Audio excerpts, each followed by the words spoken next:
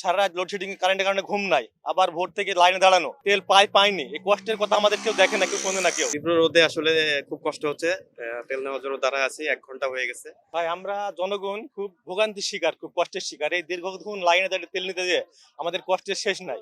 এই যে রোদ, এই প্রখর রোদে দাঁড়িয়ে সারা রাত লোডশেডিং কারেন্টের কারণে ঘুম নাই, আবার ভোর থেকে লাইনে দাঁড়ানো, শেষমেশ তেল পাইনি, এই কষ্টের কথা আমাদের কেউ দেখে না, কেউ শোনে না কেউ। তো আমাদের এই ভোগান্তির কবে শেষ হবে? আমরা চাই আমাদের আগের মতন ফিরে আসতে, যাতে আমরা ঠিক সময়ে ন্যায্য দামে ঠিক তেলটা লাইনে দাঁড়িয়ে এমনিতেই পাই। তাহলে আমাদের জনগণের কষ্ট ভোগান্তি শেষ হবে এবং আমাদের কাজগুলো ঠিক মতো আমরা করতে পারবো। তেলের দাম এতদিন তো যা ছিল তেলের দাম বাড়ানোর পরে আমাদের কোনো দুঃখ আফসোস নাই এখানে।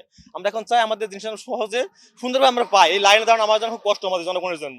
জনগণ কাজ করবে না, এই লাইনে দাঁড়িয়ে তেল নিবে, এই রোদ্রের তাপে কে কষ্ট বুঝবে আমাদের কষ্ট করতো। আমরা চাই সরকার যেন আমাদের এই কষ্ট লাঘব করার জন্য খুব তাকায় আমাদের দিকে, জনগণের দিকে। জনগণের কষ্ট যেন এভাবে না হয়। আর তীব্র রোদে আসলে খুব কষ্ট হচ্ছে।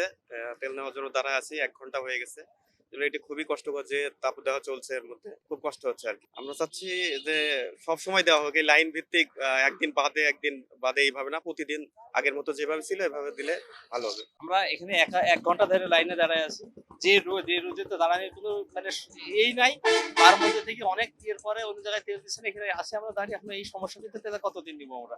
এখন আমরা চাই যে সুষ্ঠুভাবে, যেহেতু দাম দাঁড়াইছে, তেলটা যেহেতু সমানে সবাই লাইনে না দাঁড়িয়ে তেলটা যে যার মতো সে নিতে পারে। আমরা মোটামুটি প্রান্তিক চাষিদের তাদের চাহিদা পূরণে আমরা সক্ষম হচ্ছি। প্রথম দিকে কিছুটা জটিলতা ছিল, যেহেতু আমাদের এই পেট্রোল পাম্প আশেপাশের অঞ্চল, প্রত্যন্ত অঞ্চলে কৃষি কোনো এজেন্সি লাইসেন্স না থাকায় আমাদের বরাদ্দ কিছুটা কম ছিল।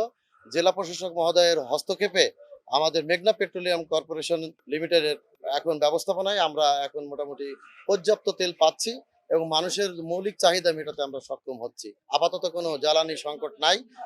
তারেক রহমান আগামী আমাদের বর্তমান প্রধানমন্ত্রী, তার বলিষ্ঠ নেতৃত্বে বৈশ্বিক জ্বালানি সংকট থাকা সত্ত্বেও তার সুযোগ্য নেতৃত্বে আমরা এই জ্বালানি সংকট মোকাবেলাতে আমরা সক্ষম হচ্ছি। আসলে মানুষের ভিতরে একটা পেনিক আছে যে জ্বালানি হয়তো সংকট হতে পারে।